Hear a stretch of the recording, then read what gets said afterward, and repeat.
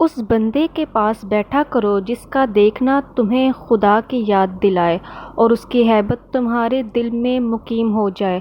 وہ تمہیں زبان و فعل سے نصیحت کرے نہ گفتار سے۔ تقویٰ ہمیشہ دور ہو جاتا ہے اس سے جو تمہیں اللہ سے دور کر دیتا ہے۔ اگر حق تعالیٰ نے تمہیں گفتار اور کردار دونوں عنایت کیے ہوئے ہیں تو یہ بہت بڑی سعادت ہے، اگر صرف کردار ہو تو لعنت ہے۔ جو مالدار ہے اس کے لیے تو واضح سے بہتر اور کوئی شے نہیں، اور نادار کے لیے یہ کہ حق تعالیٰ سے ثواب و اجر کی امید نہ چھوڑے، اسی پر بھروسہ کرے اور مالداروں سے استغفا نہ کرے بلکہ اس کے ساتھ صبر سے پیش آئے۔